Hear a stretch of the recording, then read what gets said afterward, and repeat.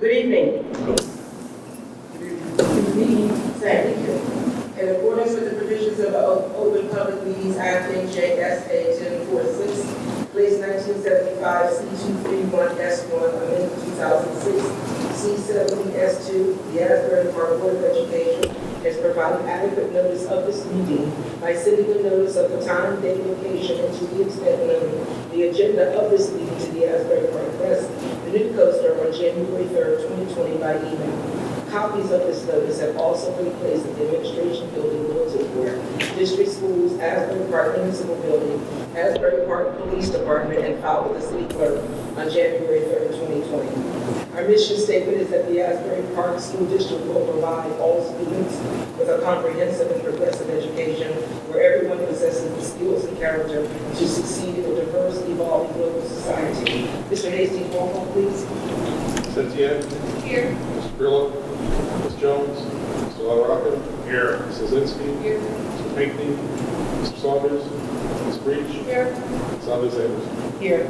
Please stand for the flag salute.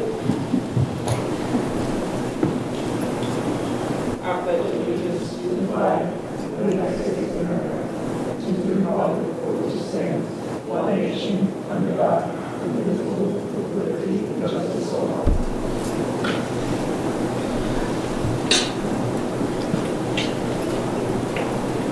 Okay, we have a presentation of Water is Life artwork by Ralph Quick and Judith Cruz Hernandez.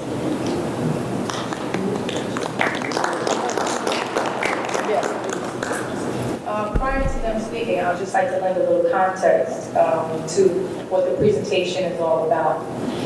We have a thematic approach in the district as it relates to social action and making sure that we provide students with current events through action and tie it to our curriculum.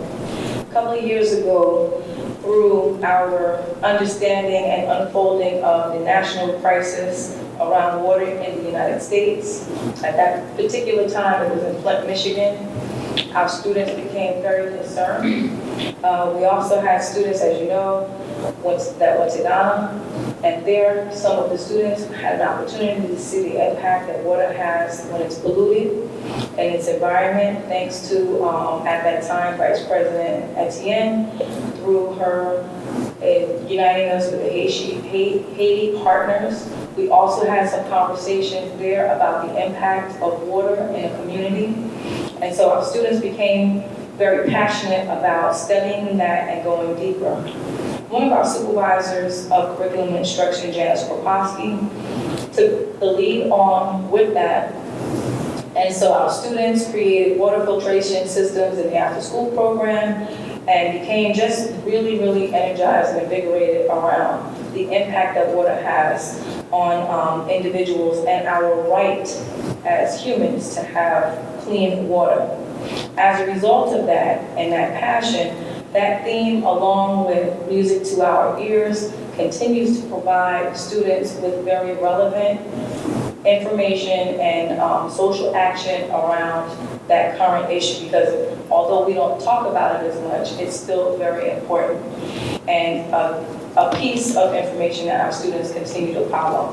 So I'm going to ask Janice Kropowski if she could introduce Mr. Quick and our student and give a little more explanation as to the picture, and Mr. Quick will give us the actual details. Thank you, Mrs. Gray. Good evening, everyone, board members, Madam President, executive committee members as well. Good evening again. We're really proud to present this piece of art. As Mrs. Gray said, that water is life has been one of the themes since I have been fortunate enough to be working in the district. And it is also a part of our district goal of innovative practices. We have taken the theme Water is Life to develop curriculum K through 12 that we will eventually pilot and implement.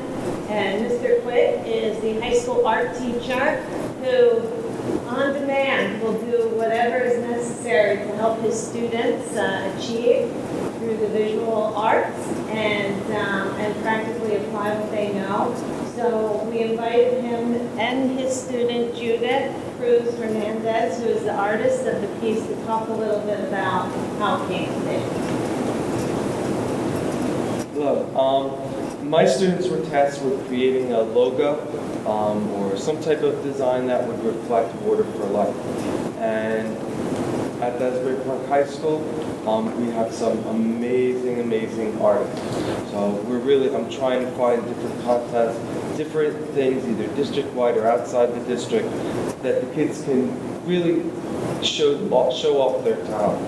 So when this opportunity came up, kind of in passing a little bit, I mentioned it to Judy, and like the next day or two, boom, I had this beautiful design. And I was like, it's golden, it's beautiful, it's wonderful.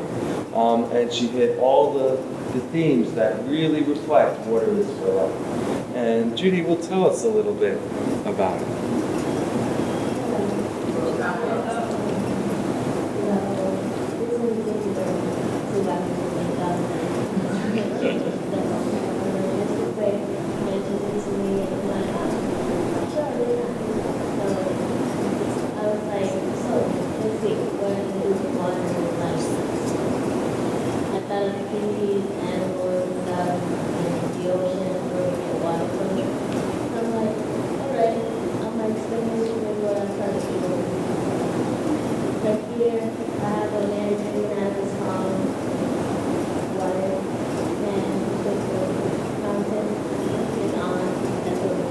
He needs water for life, right?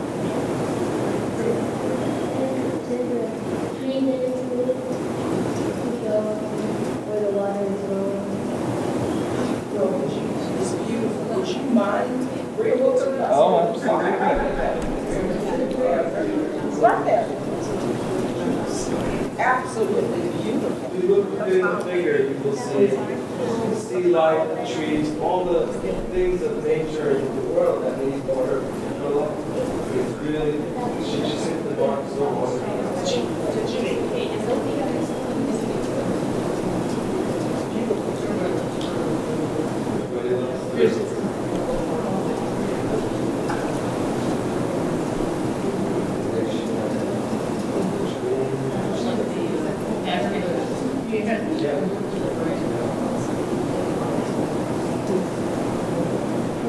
So as you have an opportunity to look at Judy's work, we're going to use the logo as a part of our STEAM programming moving forward. So Judy will have certainly left her mark on Asbury Park School. Judy is a senior. You're a senior?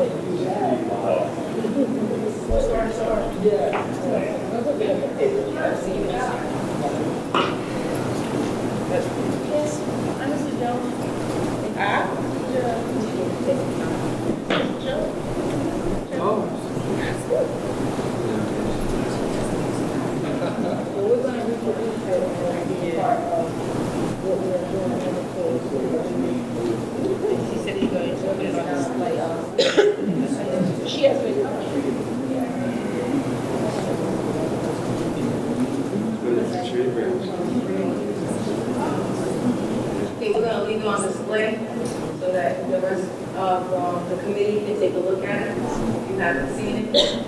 I want to thank Ms. Kroposki again for her leadership with Mr. Quigg.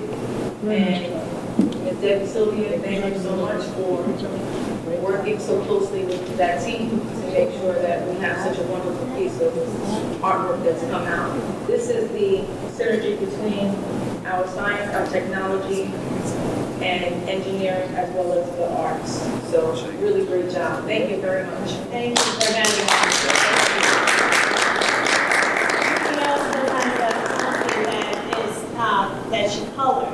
And her mom went to run get it to show you as well, but she had misplaced it unfortunately, but found it. We ordered nicely. Thank you for your time. Let's have everyone come on, the station, board members, who take this one on to Chuck.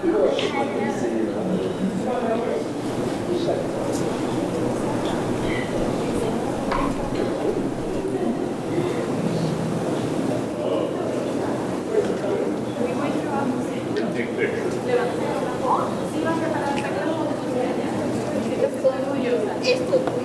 No importa, es limpia hasta que se las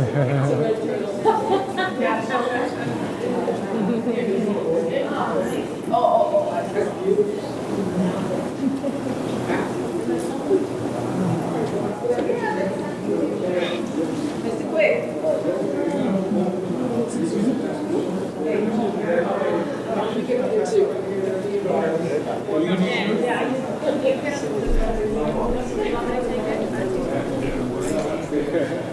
I'm sure they do.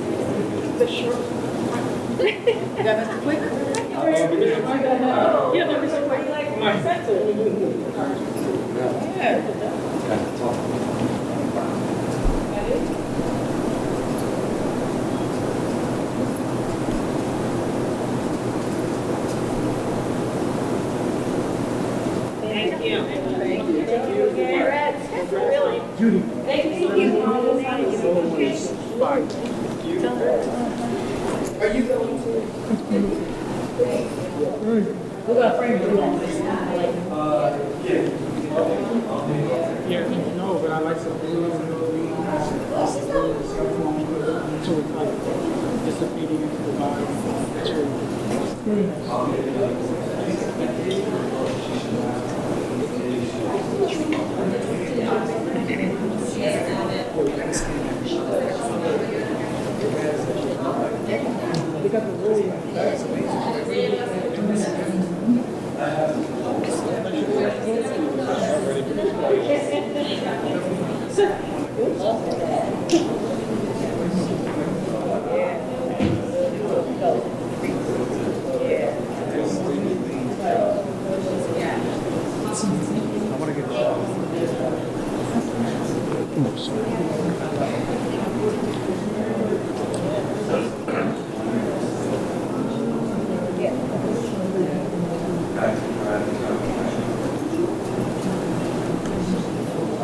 All right, so moving right along, we're moving into our committees.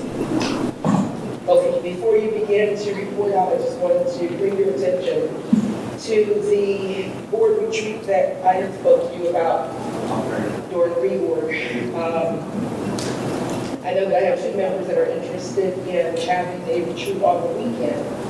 And Ms. Lazinski forwarded some information that I found to be valuable, and it's the value of board retreats, which I can use as a guideline. It talks about having a retreat on a Saturday. You can also have it on Sunday. You can also have it one of these days.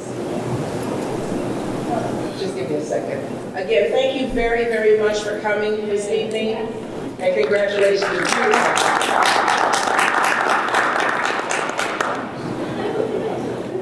And so I spoke with our superintendent, and we looked at some dates in February. I think the sooner the better, because when we get to March, we're going to be going over the budget. We have a lot of other things that will be coming up.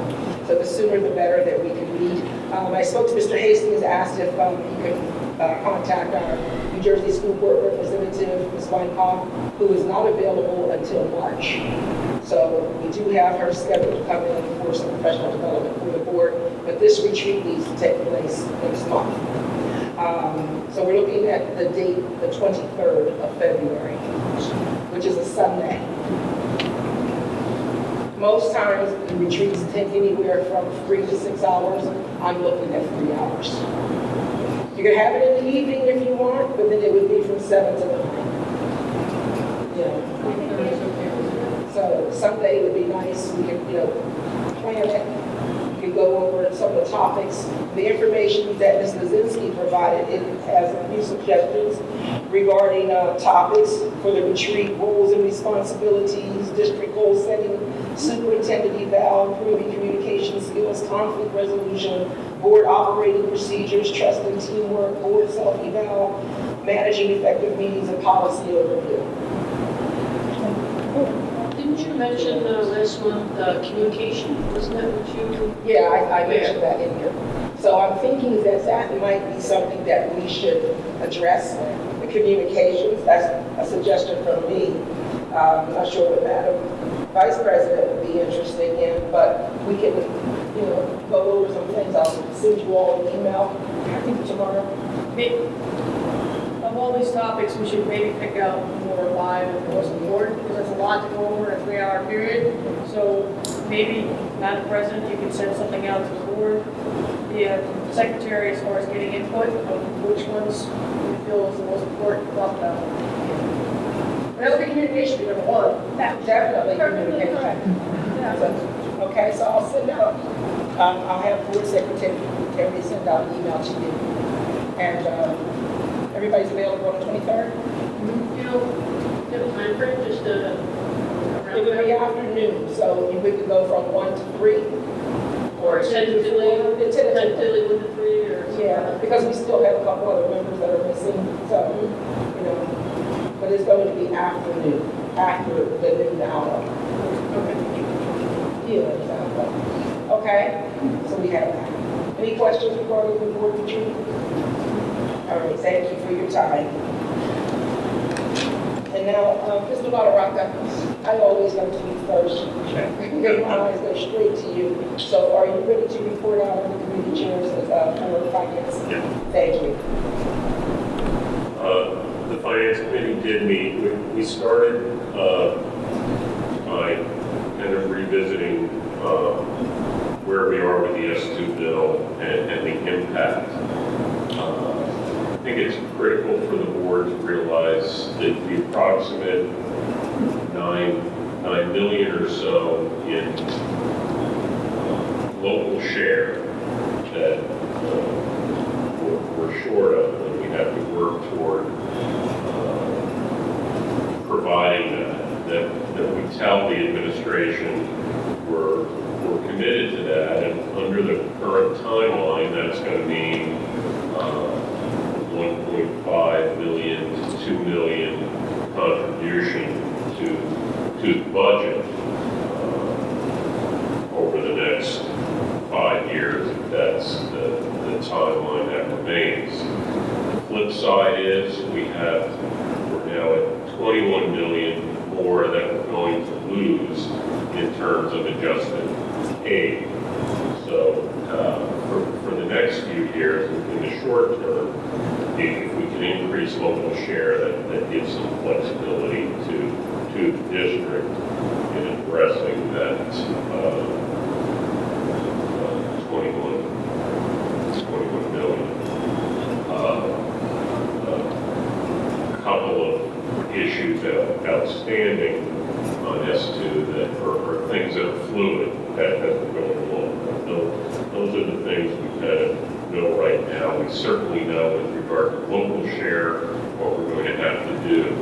And I think we as a board can commit to that.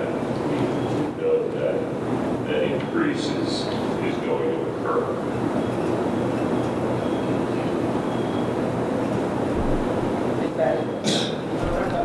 Mr. Hastings?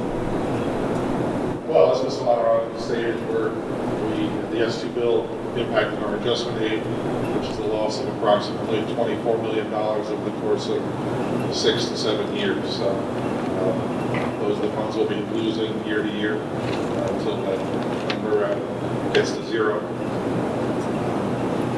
As Mr. LaRocca noted, we also have to look at how the state calculates the local fair share. So right now, the district is looking at the 24 million. As of the implementation of the S2 bill, which was in 2018, we'll lose that 24 over the next 6 to 7 years. We're entering year 5 next year with a loss of about $5 million.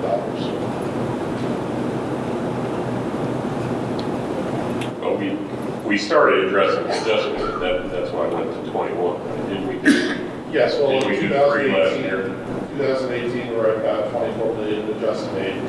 The S2 bill directly addresses adjusted aid and starts that march to reduce that over the course of 7 years from that point in time. So each year, we lost $1 million and we lost $3 million. Right. So looking forward, we're going to lose about 5, so that'll be approximately 8 or 9 million over the past 3 years. Right.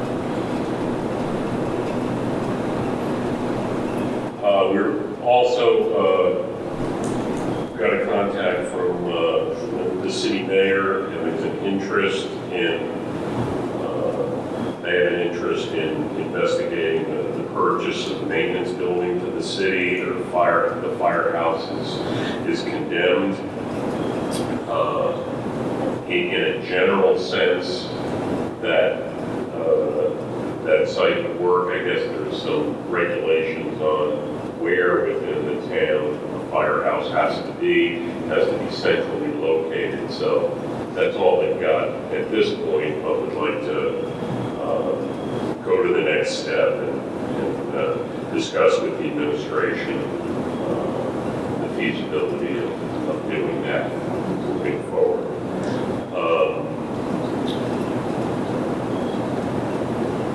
That took about an hour of our time, and then I had to leave. But I think the other points are pretty straightforward. Unless Mr. Hastings want to comment on anything after I had leave the meeting. Mr. Frenier, Ken Frenier will be here at 7 o'clock to update the board on the annual audit. This is different from the legislative audit that we've talked about in the past. This is our annual financial audit, so they'll be presenting that to the board for the board to accept. Yesterday we had a great day at our mid-year convocation, and part of that included our insurance broker coming out with some healthcare professionals to encourage staff to look at the NJ Well program, which is a program that looks at healthy lifestyles and encourages members of the school, the state healthcare program, to improve their lifestyle and their health, and offers incentives for people to make healthy choices. And the other issue was that we did talk about the gas leak, and the primary cause being a gas leak in the main in the street that seemed to migrate into the crawl space under the IA wing at the high school. So New Jersey Natural Gas came out and made repairs to that main, and we've been checking regularly just to assure that the repair was completed and had no subsequent issues since their repair. I have one question, if I may, Mr. Alcantara. The next meeting you have for the finance, you're going to have more, maybe not detailed, but a more general sense of how our budget's going to look for our budget hearing, not budget, but our approval for the submissions of the in March. We're going to have more of an idea of how the plans that are being formed for next year's consolidation, how that's going to be reflected in the budget, and how it's going to help in different areas. Yes, I think February is kind of a critical month. I haven't mentioned this to Jeff yet, but I even thought about like connect prior to the meeting and just see where we are. As again, we've got a hard number to hit.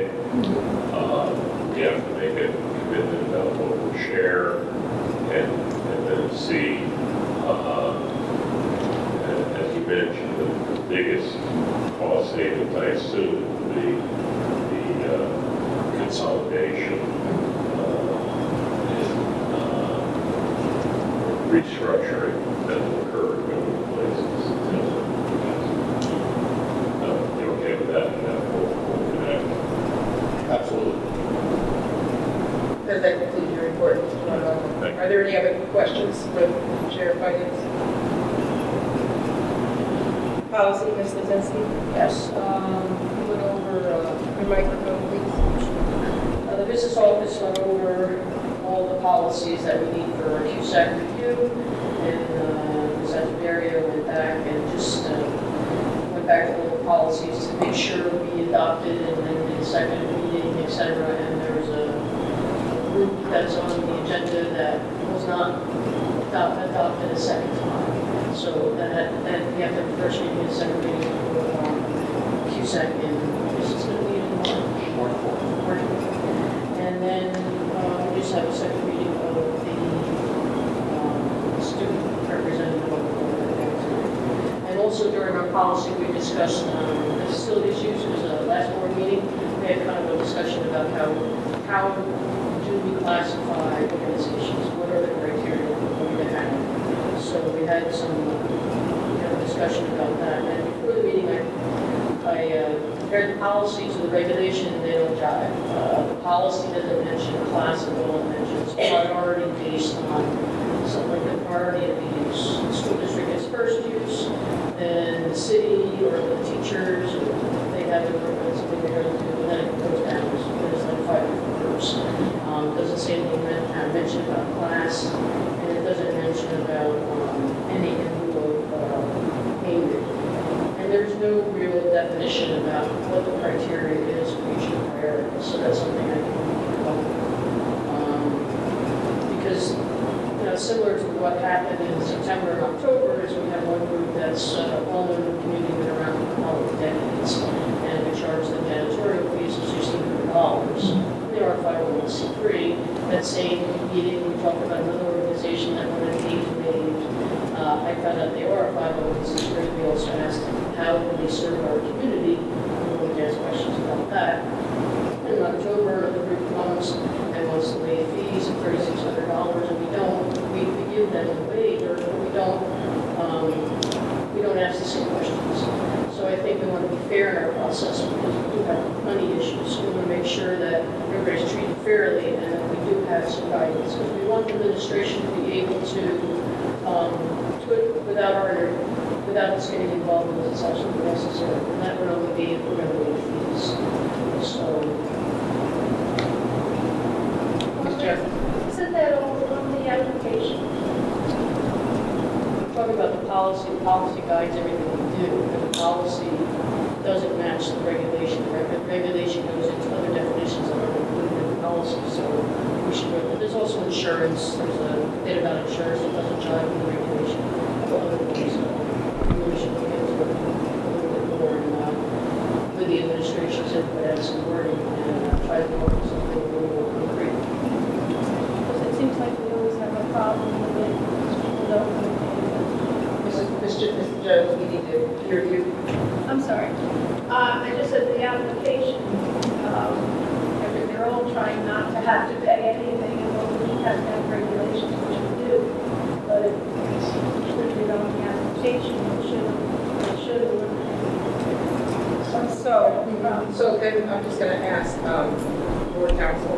Yeah, it's my recollection under the bylaws, and it's been a while since I looked at them, but it's my recollection that the regulations are essentially written by the superintendent, the administration, as essentially action items by which the board's policy is carried out.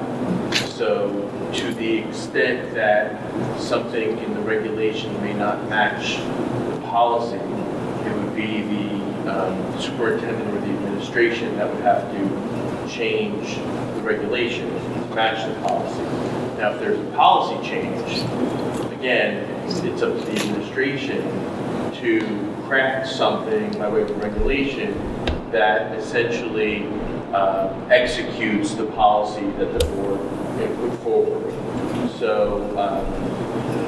to the extent that something doesn't line up with the policy, my suggestion would be that the administration, the superintendent, take a look at that to see what can be done with the regulation to bring it in alignment with the board's policy.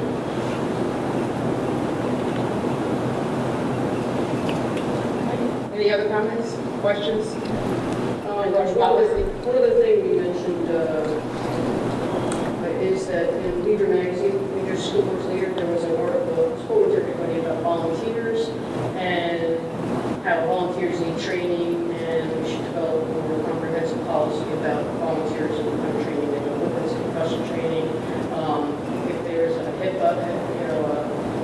be, or bullying, what to do, and that sort of stuff. So we should look at our policy. That was another thing that was in New Jersey School Board, and I think recently in their memo out to everybody, they actually came up, there's a line in there about volunteer policies. There's one, so that's something else to be discussed. Okay, were there any questions for Mr. Zimsky in policy? Yes. Do we have a current policy on volunteerism? But it doesn't include all the suggestions now they say, whether, I know athletic volunteers are supposed to go do their concussion training and stuff, they're supposed to. I don't know if there's any checks and balances for that, but I don't think there's a HIV training or, you know, whatever kind of training we need to do for people that are in the district on a day-to-day basis volunteering. And again, to echo what I've already said, to the extent the board wants to put something in place policy-wise, it's not a bad idea for sure, but I would just stress that it's up to the administration to come up with the execution of that policy by way of regulation. Ms. Etienne, Chair of Buildings and Grounds, bring your report, please. We had facility requests for Little League for their annual pancake breakfast. They already paid their $1,000 for the year, so it's not something that we have to vote on. Sports Farm did put their request in class 2 in writing. We reviewed it and the committee didn't have any objection to it. This Sports Farm has been working with our students in particular for the last few years. There was a gas leak at the high school, went back and forth. It ended up being something in the middle of the street. The gas company is probably responsible, but they won't say they are. The elevator at the middle school is going to be fixed. It's going to take 3 months. We're trying to make sure that it happens during the summer. It's going to be $250,000. Also, we're reviewing our energy use the next several months. We'll be reviewing the commodity usage to verify some savings for it's identified in our initial energy audit. And then we had a request from the city to use the yellow lanes in front of Thurgood Marshall. Their initial request had them starting at 6. We had no objection to it except that we moved it to 7 during weekdays, and then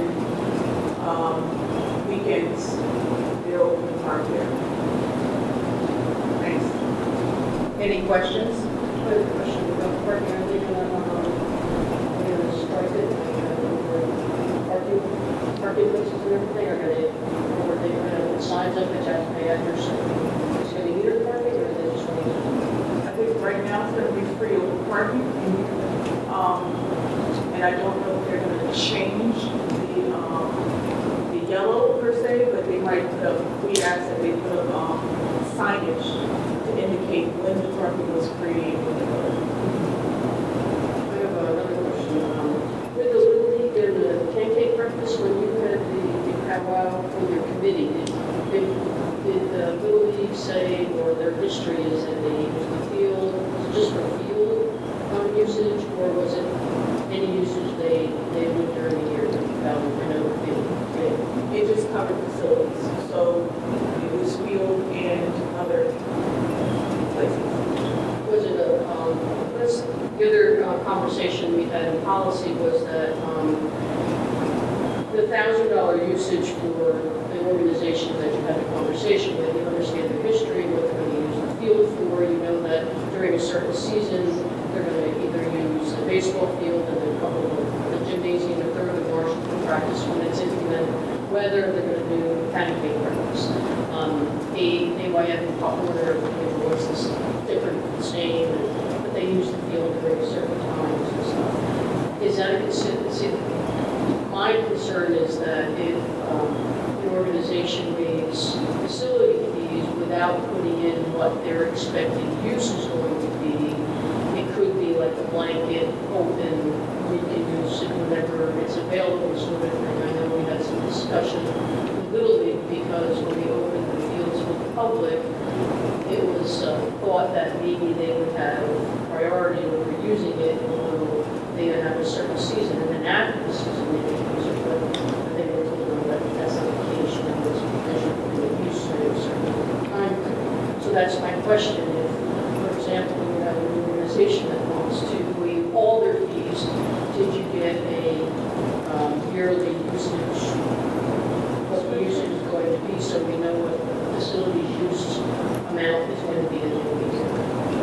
That's my question. No, we don't have that. However, when the organized, even though they have use of the field for the year, they still have to fill out a usage form for that time period. So when they fill out that form, they're telling us what they need to do for that, or what they're going to be using the facilities for that. So you're assuming that it's just the field. Is that what the new, then you have a new organization that wants to be. You talk about sports farm? Yeah, well, the policy. And Well, I know they do football, but they also do like college trips and they do trainings and things like that. So I think as they go along, when they need to use the facility, they'll know specifically what that, because they do different things. With Little League, it's different because that's what they specifically do with Little League. With Popular, that's what they specifically do. But sports farm meets our children's needs on different levels. So I guess whatever the need is what their use of the facilities want to be. But we don't have like a general idea of how much facility cost it's going to have in the district. We don't know. No, we don't know yet.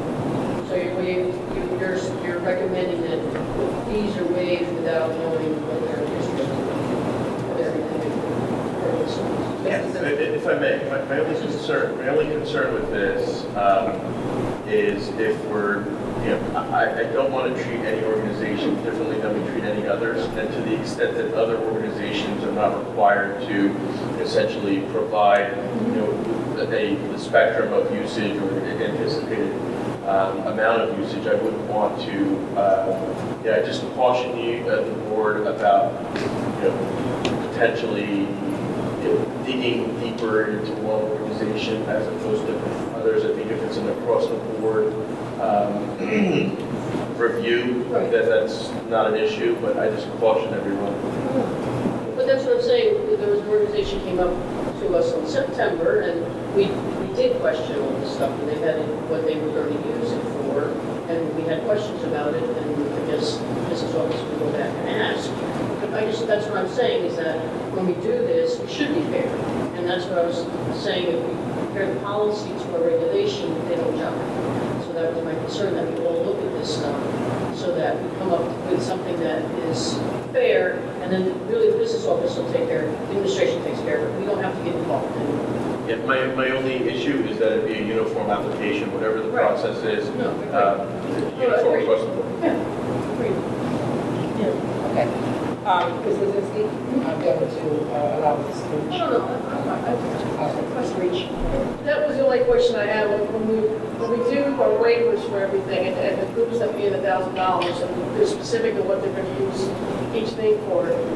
So when they go away from that, like my concern is when you grant a particular group the facilities use, like say this season they're going to use football.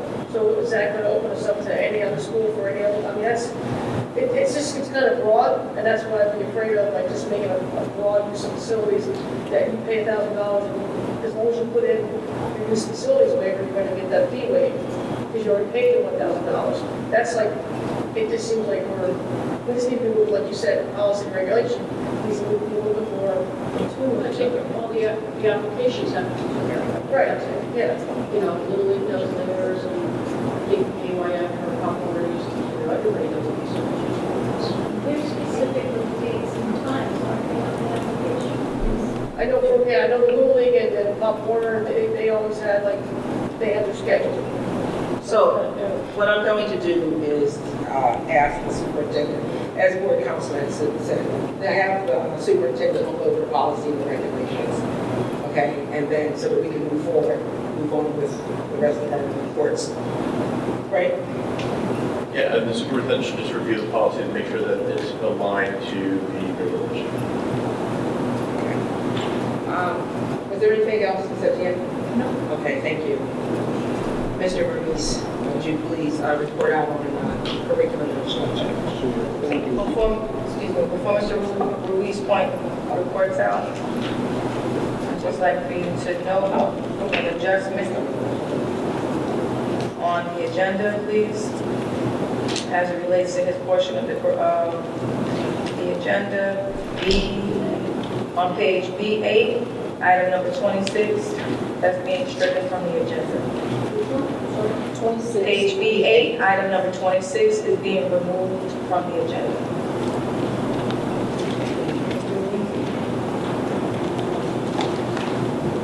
Okay, good evening, everyone. Good evening. So we'll start with items 10 and 11. I'm going to put them together. These are carryover funds that are being reallocated for the next fiscal year. So that's 10 and 11. Let's take a look. I want to point your attention to number 12. Recommending the board approve the development and submission for our expanded access to computer science in high school courses grant. Mr. Vernon brought this to my attention, and myself and Ms. Kopowski went ahead and filled out the application for a grant so that we can expand our computer science offerings in the high school. This is part of our CTEs, so we're looking to just give our students more opportunities to do more advanced computer science work. They already have computer science classes, but we're trying to expand our offerings. I would like to draw your attention to item number 14, Asbury Park School District Fine Arts Festival. This is something that happened years ago that we're trying to bring back. The art teachers and music teachers, they came together when they met with Ms. Kopowski and they were interested in doing a showcase, to showcase what our students are doing in both art and in music. So they wanted to put something together. So they'll be working on that over the next month or so that we can put together a fine arts festival that showcases all of our students' work from every grade level in the district. Drawing your attention to numbers 15, 16, and 18. As you can see, we have some of our staff members who want to go to different conferences. I wanted to put them out together because these are, the reason that you're seeing some of these pop up like this is because we opened our Title II grant funds, which are for professional development. And so we're utilizing those funds here. Some of our professionals wanted to go to some conferences, some national conferences, and so that's what this is for. I'd like to then draw your attention down to number 17. All Points Licensed Behavior Analyst, which is formerly known as Carbone Clinic. They are our licensed behavior analysis. We're providing class consultation for 9 remaining sessions in January to June. Okay, so we've been using Carbone for the last, quite a few years, 4 or 5 years. It's a great program for I think it's for multiple disabled classrooms. So we provide a great service to our teachers there. Let's move on to item number 21. Recommend the board approval for a licensing agreement between Asbury Park School District and Madison Asbury Convention Hall for our Black History extravaganza. I'm sure that's self-explanatory. Number 22, recommend the board approval for the Thurgood Marshall Core Success Express NJSLA Preparatory Academy. As you can see, it's a high-cost item, but I want to make it very clear to everyone that I will be monitoring this program very closely. Our schools were given what are called SIA funds. These funds are allotted to our schools to help improve academic success in our classrooms. As part of getting these funds, every school had to submit a plan.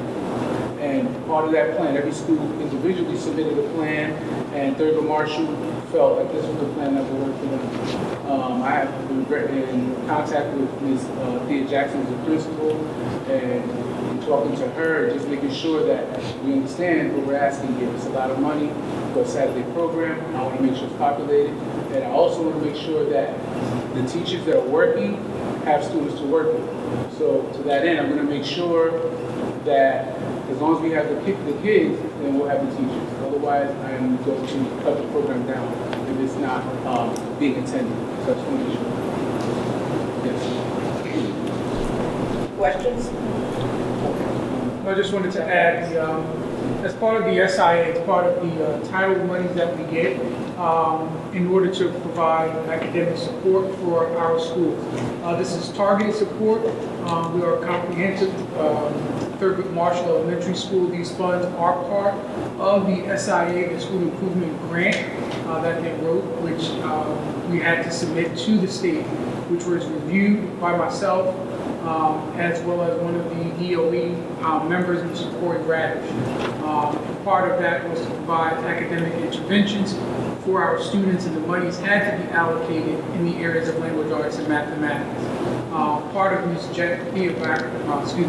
Jackson Byers' program was in cooperation with her other funds spent through the SIA monies early in the year for additional instructional resources. In putting this program together, it was very clear that monitoring, as Mr. Ruiz did indicate, student attendance, because that money will either be able to roll it over or lose it. And so in her allocating these funds is in order that we do not find ourselves in a reduction of the monies for the SIA money, the SIA grant. So her putting this program together, monitoring the student attendance, as well as it being written in her school improvement grant is another reason why this was put together. Questions? Mr. Reeves, in reference to the trips, 15 and 16, there's no cost to the district, they're all title grants, so it's not going to cost us anything to send to Colorado and Chicago? To numbers 15 and 16? Yeah, 15 and 16, yes.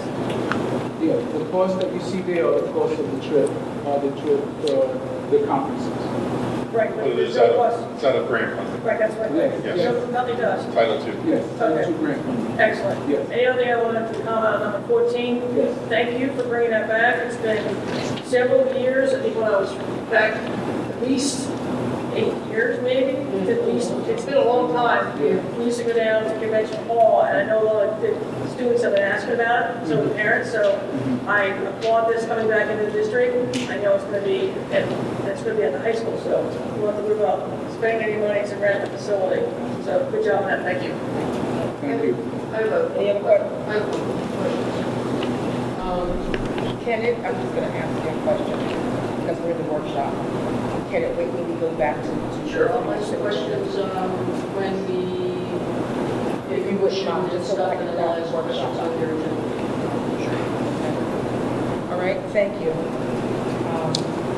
Madam Vice President, athletics, please. Due to the holiday and my schedule, we did not meet yet for February. We're also waiting to hopefully finalize our fall schedule so we can solidify a homecoming date, along with also trying to get the venue again for our senior, our athletic banquet. So next meeting, I guarantee I'll have more to report. Thank you very much.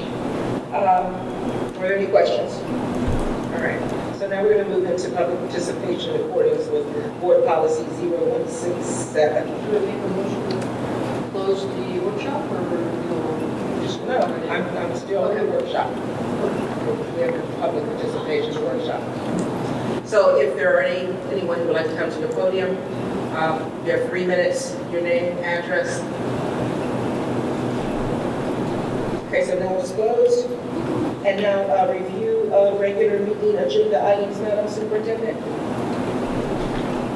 Okay, I'd like to ask if there are any questions related to any items on B1. Are we going to do that during the regular meeting or already? No, we're going to, yeah, you want us to we'll skip it. Okay, so, okay. I need a motion to close the workshop. Move it. Second. Okay. Mr. Hastings.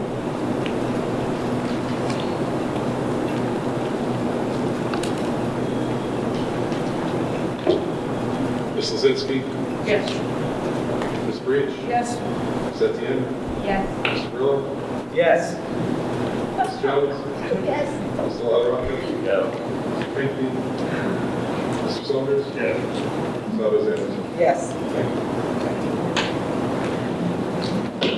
So now this is our 7 o'clock meeting. In accordance with the provisions, and first of all, good evening to all of you. How are you? Oh, just a second. Okay. It's okay. Good evening. How is everyone? You're all good? Good. Good to see you all.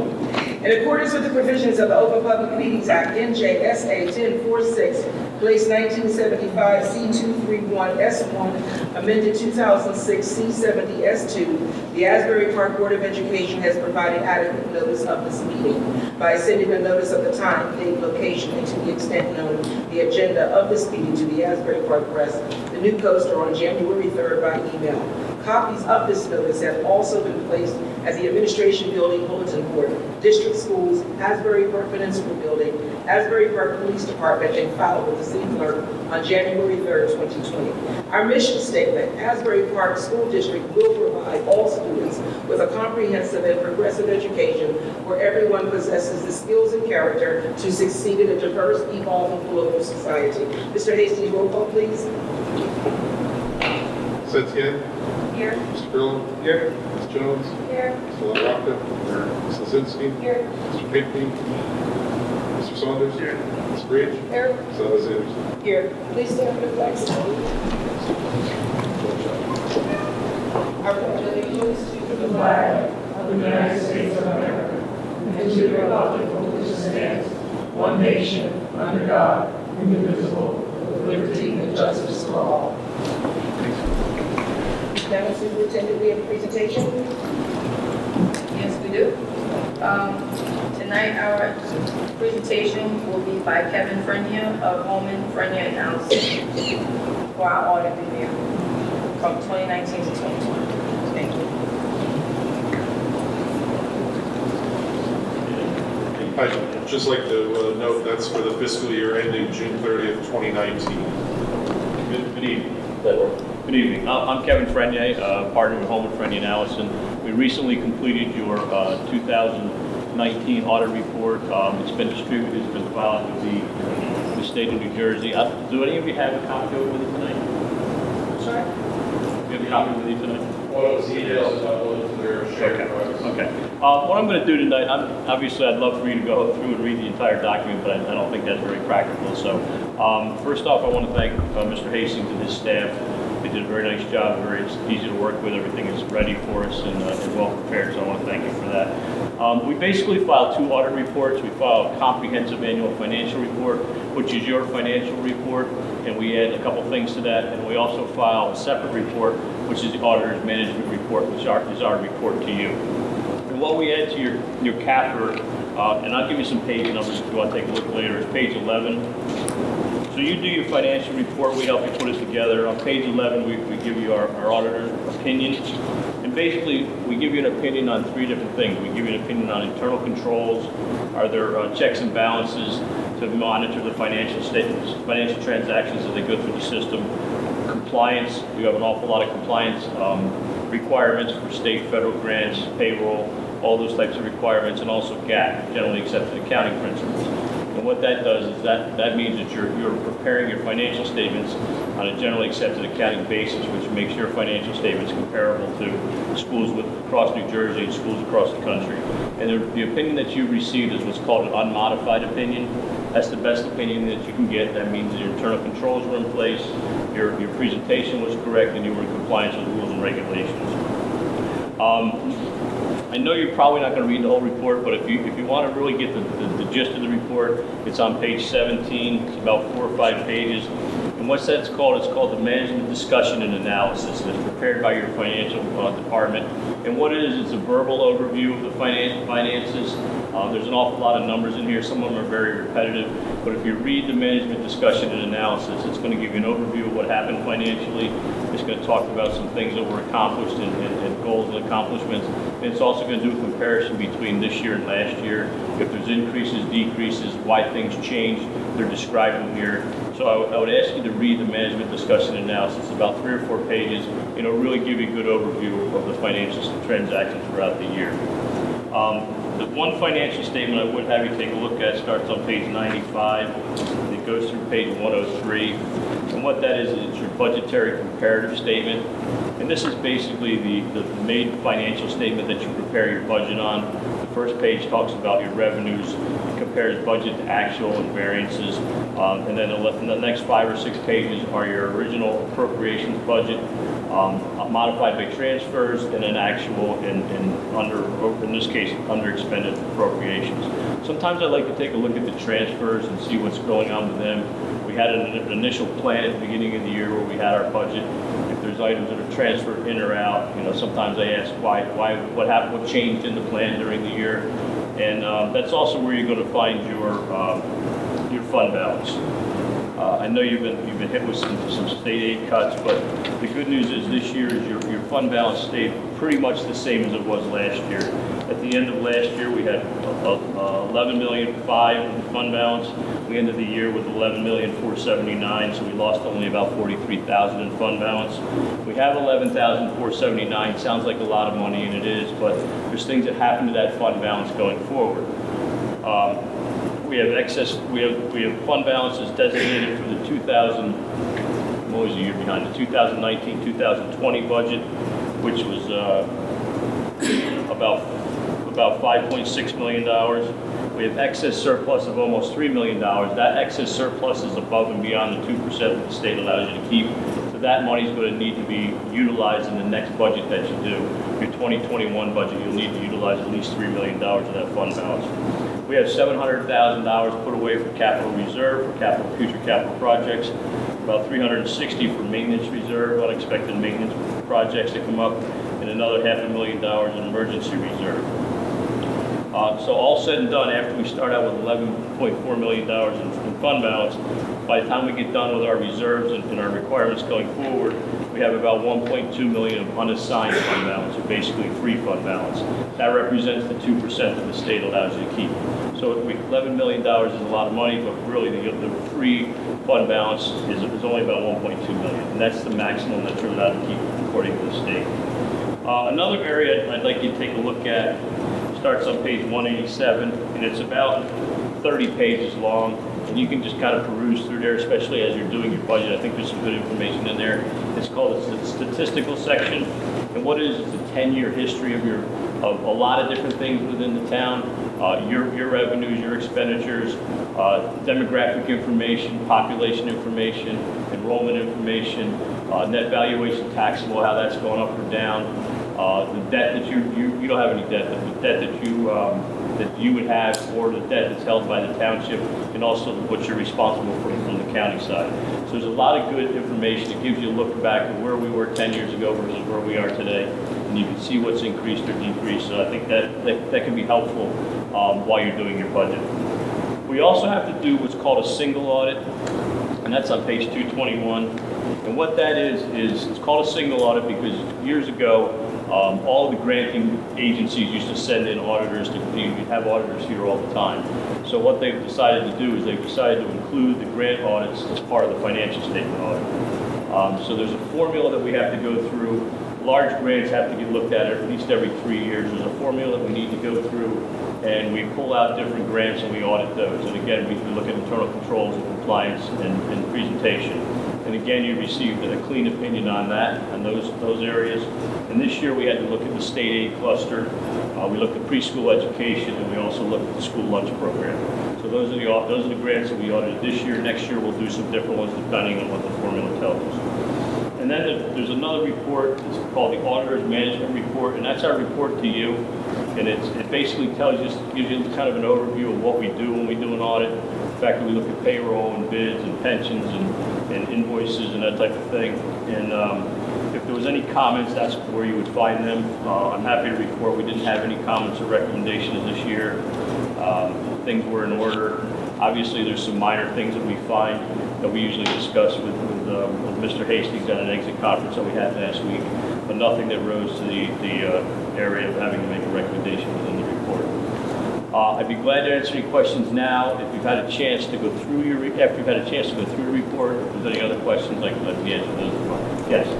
Two questions. One, what page is the audit manager's report on? It's a separate report, actually. It's separate. Yeah, I like when I bind them together, so they're together. But there's a larger capture financial report, and then the auditor's management report is a separate report. And the other question I have is, can you just elaborate on unmodified as it relates to I'm not real crazy about the terminology, but there's basically there's three opinions you can get. There's an unmodified, which means we're not making any modifications to your financial statements. There's a modified, or sometimes they call it an except for opinion.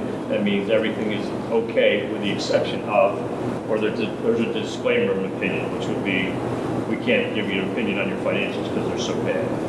So there's three opinions, unmodified being the best, which means basically we're not making any modifications to your financial statements. if you had to grade that, what would you grade it as? I mean, the financial statement presentation, that's an A. Unmodified is the one you want to get.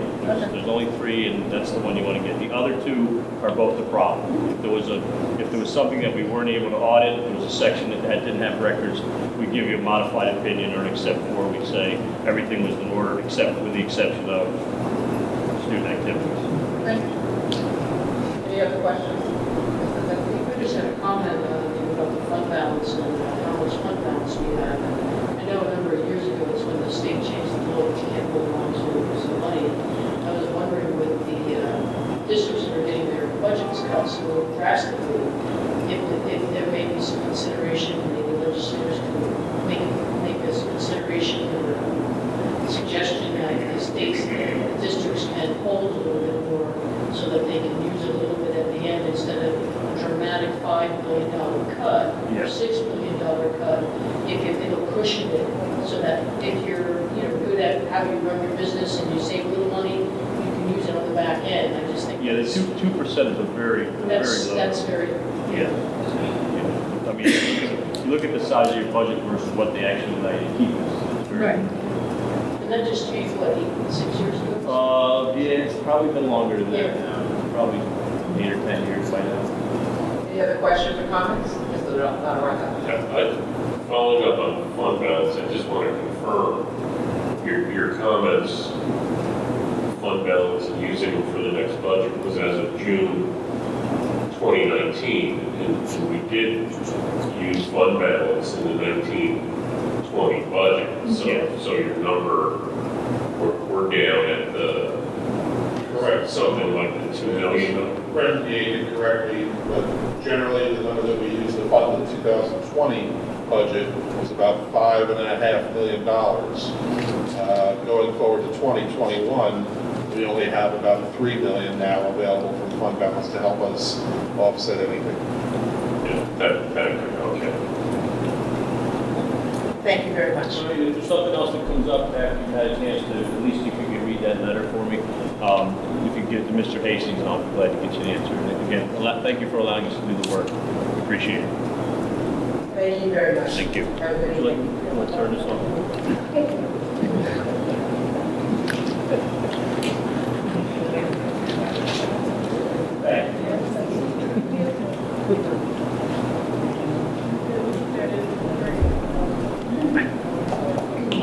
So I just want to bring your attention to something to everyone here.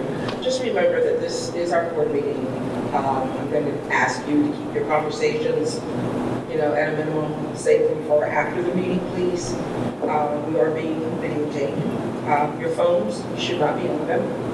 So just keep. Okay.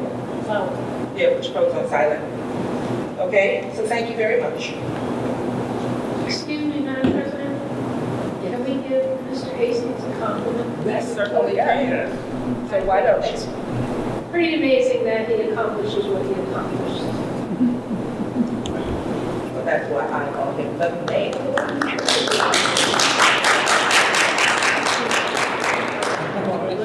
you very much. I accept the Love it, but it really is a team approach, and, you know, between the superintendent, Ms. Brown, and the rest of the business office, as well as the guidance of the state monitor, that's what really makes it happen, so, thank you. I didn't think you could do it by yourself.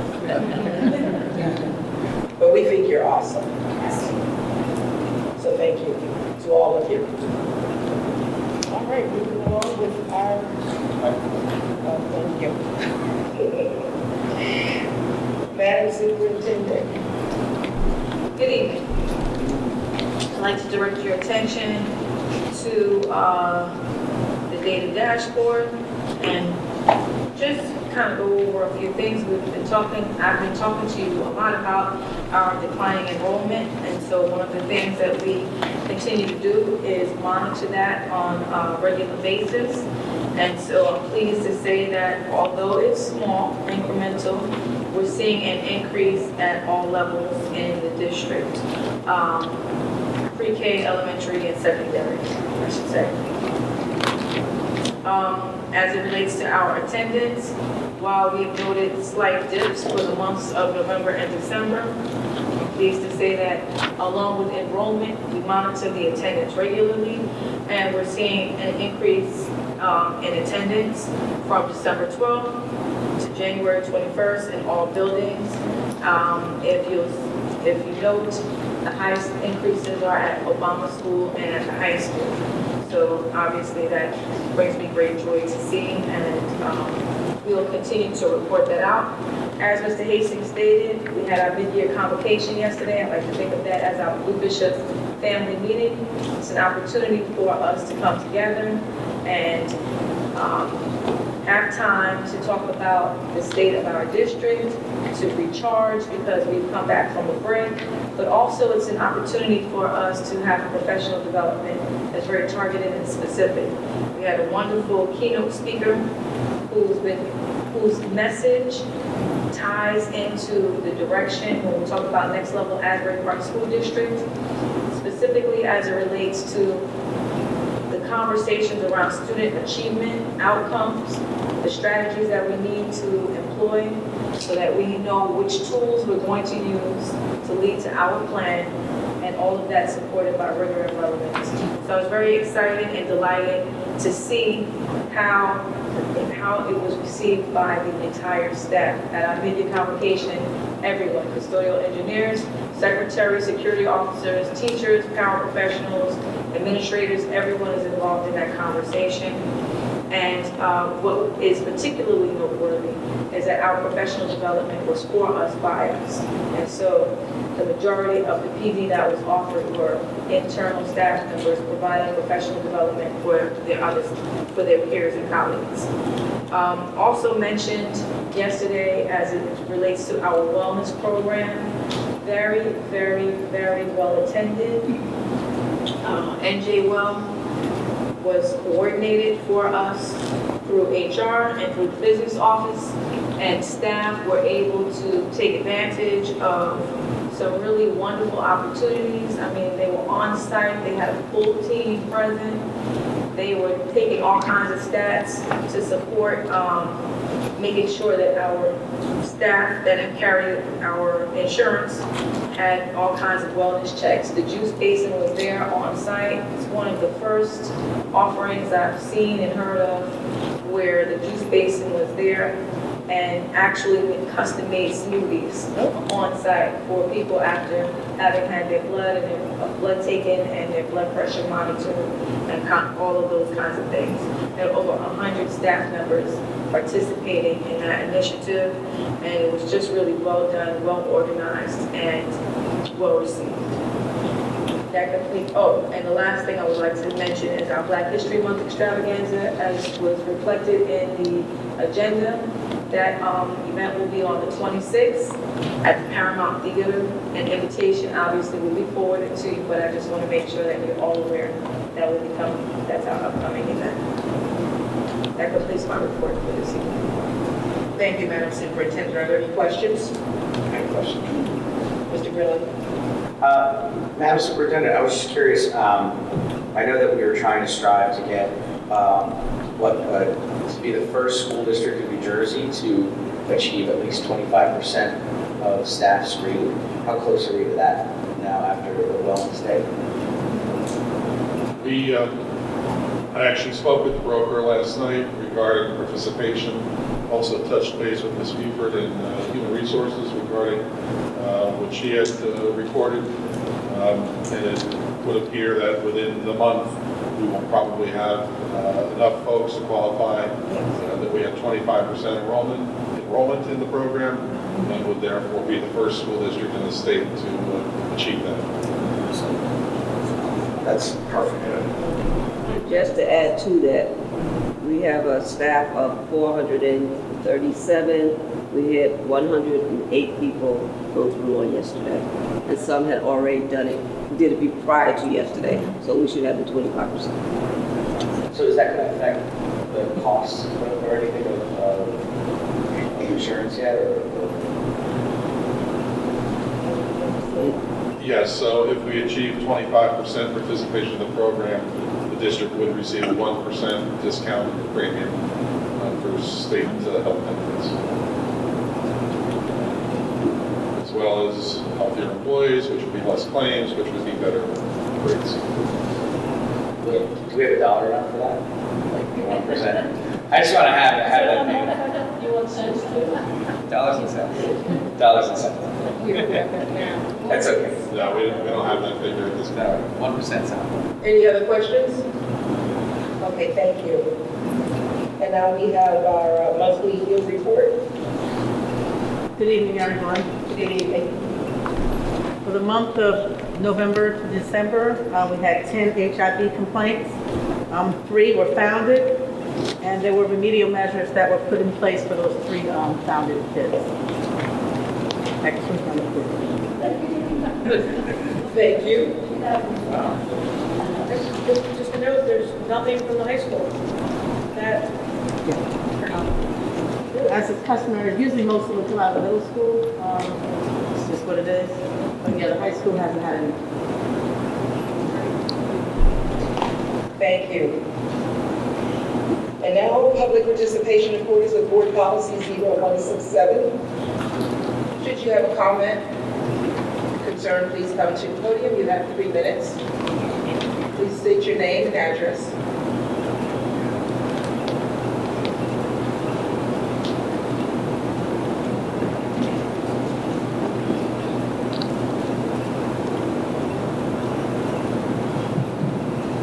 Good evening. My name is Beverly Lyons, 1701 Ocean Avenue, here in Asbury Park. I thank all of you for the job that you're doing, and I do appreciate how we're working together for our children. I just have a question. I was unable to hear the gentleman that was presenting information. If someone could just capsulize it for me so I can have an understanding. I believe it had something to do with the budget, am I correct? The gentleman that was here. Was it strategy for the board to consider for the next budget, or those things are in place already? Mr. Frenier is a partner in the accounting firm of Holman Frenier Allison. Each year, the district is required to undergo a financial audit of the prior year's activities. So Mr. Frenier was reporting out on our fiscal year end of June 30th, 2019, and reported the results of his audit of our financial activities, and noted that there were no exceptions, no issues of any note that he felt the district needed to correct. So, as you may have heard Ms. Breach ask, he issued us an unmodified opinion, which meant that our activities fell in line with generally accepted accounting procedures. Thank you. Anyone else? All right, then I am now closing public participation. It's nice to see you out here at the board meeting. Thank you. And now the state manager, do you have a report for us? Yes, you will be receiving believe tomorrow, if not tomorrow, Monday at the latest, the report. It has been delayed because obviously I wanted to wait until the audit report was given because that's part of this report that I will be sending to you. I'm going to give you whatever time you need. It's not that long, it makes it sound long, to digest it. If you have any questions or comments, please feel free to either give me a call or come in and sit down, and I'll be glad to go over it with you. Thank you. School Board Recognition Month. Whereas the New Jersey School Boards Association has declared January 2020 to be School Board Recognition Month, a time when all residents can acknowledge the contributions made by our local school board members. And whereas the Asbury Park Board of Education is one of 580 local school boards in New Jersey, which sets policies and oversees operations for public school districts. And whereas the Asbury Park Board of Education embraces the goal of high-quality education for all New Jersey public school students. And whereas New Jersey's local school boards help determine the educational goals for approximately 1.4 million children in pre-kindergarten through 12th grade. And whereas New Jersey's 5,000 local school board members who receive no remuneration for their services act as advocates for public school students as they work with administrators, teachers, and parents for the betterment of public education. And whereas school boards strive to provide the resources necessary to meet the needs of all students, including those with special needs. And whereas boards of education provide accountability to the public, they communicate the needs of the school district to the public, and they convey to school administrators the public's expectations for the schools. And whereas New Jersey can take pride in its schools, which rank among the nation's best in key achievement indicators, such as the National Assessment of Education, Educational Progress Scores, and the preparation for college through advanced placement offerings, SAT assessments. Now, therefore, be it resolved that the Asbury Park Board of Education does hereby recognize the services of local school board members throughout New Jersey as we join communities statewide in observing January 2020 as School Board Recognition Month. And be it further resolved that the Asbury Park Board of Education urges all New Jersey citizens to work with their local boards of education and public school staffs towards the advancement of our children's education. So congratulations, board members. You want to clap for yourself?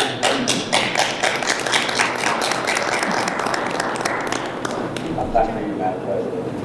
Madam Vice President, I'll clap for both of you. Oh, Is that something we need to, So it's a proclamation, so. it's a proclamation. Technically, it's on the agenda as a resolution, so my suggestion would be that it just be moved. I'll move it. Second. It's all right. This includes my report.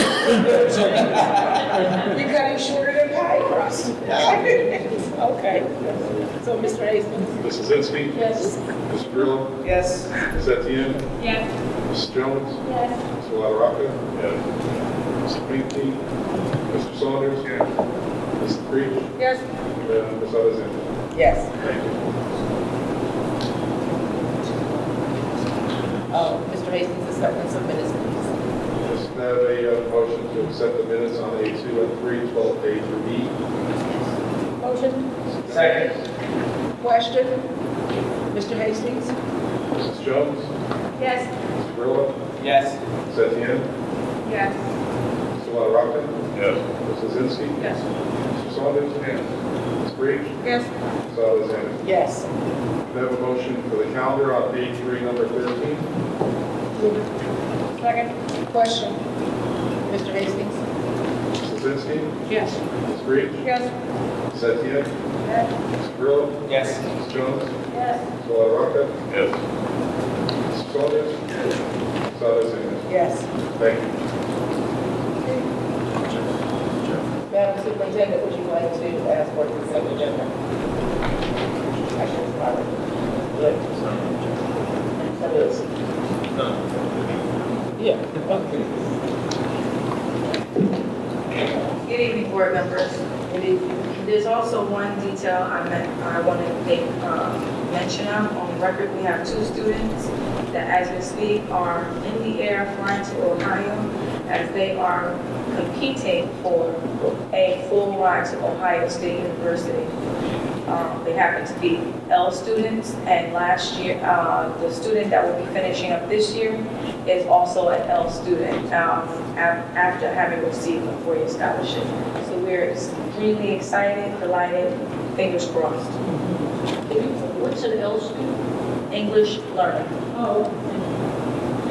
That being said, I'd like to ask for a consent agenda for items B1 through B8 and all attachments.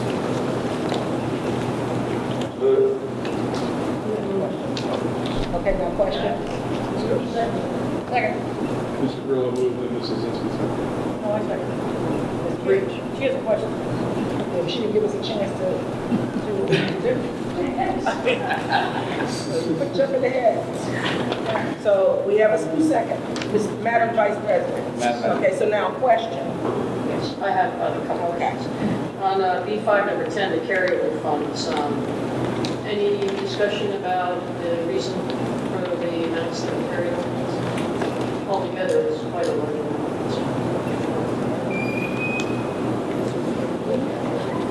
So the carryover funds is number 10 on B5, represents the various titles, the ESSA titles that the district receives over the course of the year. The significant number there is the Title I SIA funds, and the reason that number is so large is that award usually comes out late, so it's more difficult to implement those, get those spent, and get the plans approved by the state for the activities we want to spend that money on. But they do allow us to carry that over to the next year. So the schools have put together plans, as Dr. Adams had noted, and those funds will be used to fund those plans. I had another question, B7, number 19, the SRO training. Why are we training SROs?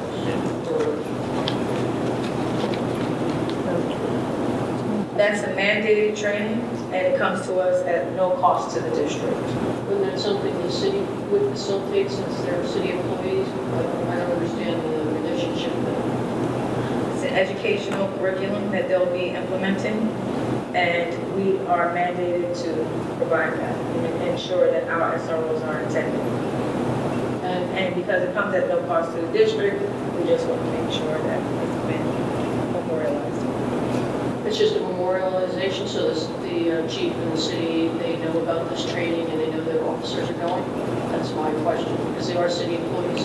We supplement their salary for being SROs during the school year, but they are city employees.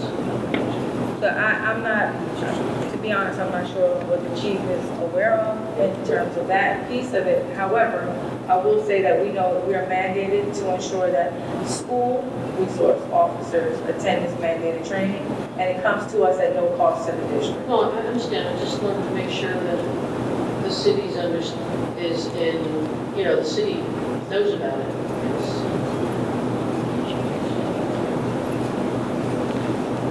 Our school resource officers know they need to attend this mandated training. That's what I can say.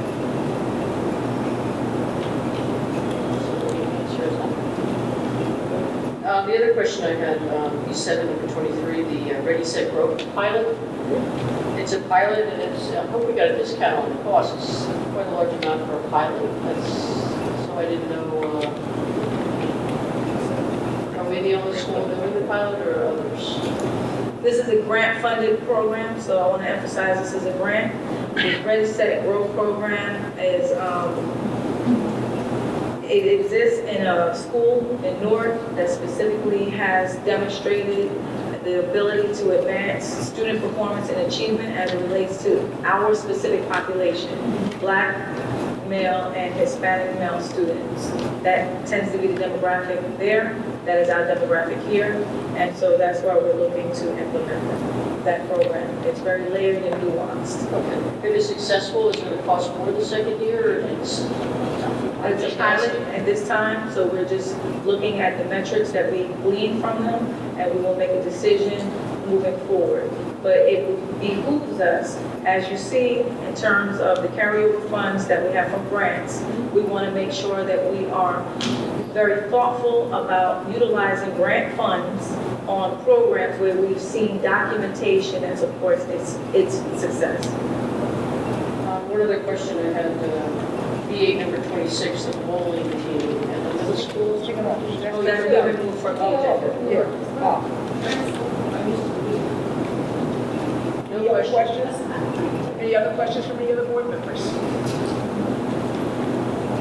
Roll call, Mr. Mason. So all items B1, number 1 to B8, 28, 26 has been removed. Mr. Grillo? Yes.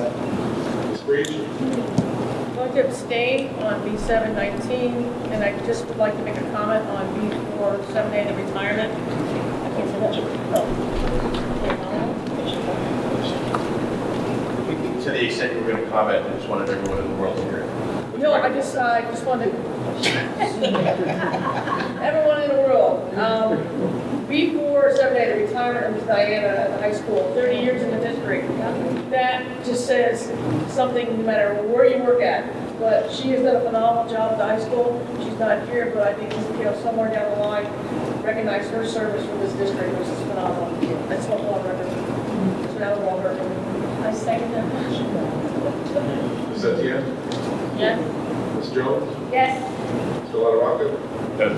Ms. Lozinski? Yes. Mr. Saunders? Yes. Ms. Alexander? Yes. All items carried. Mr. Hastings, when you're ready, would you like to ask the consent agenda?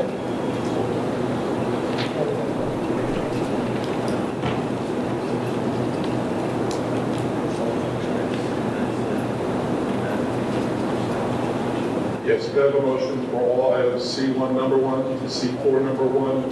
We're excluding C3 number 9, which is the motion to go into close. Move it. I need a second. Second. Question? Sure. Mrs. Zeski? C2 number 6, the travel, is it out of state or is that all in-state travel?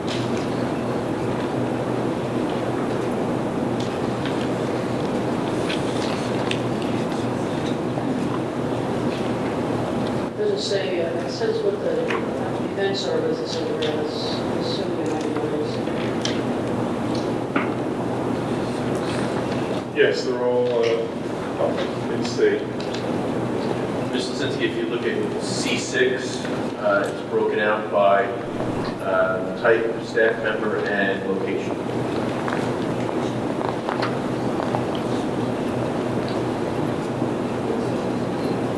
And they are all local, Tom's River. Right, and the prior page is also local as well. I got Texpo, the downloaded version. Texpo and Summer Beach. And it doesn't, I only have 3 on my agenda.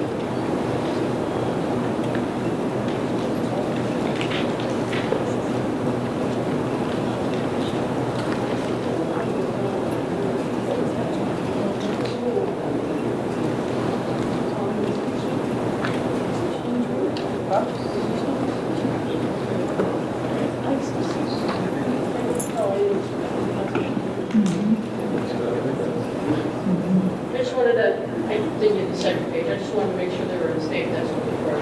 Thank you. Okay, Mr. Hastings, roll call. Mrs. Zeski? Yes. Ms. Breach? Yes. Ms. Etienne? Yes. Mr. Grillo? Yes, but I'm abstaining on NJSBA, New Jersey American Water, and Intercepting Code on C1A. NJSBA? New Jersey American Water and Intercepting Code. Thank you. Ms. Jones? Yes. Mr. LaRocca? Yes, but abstain on C4 number 1. What?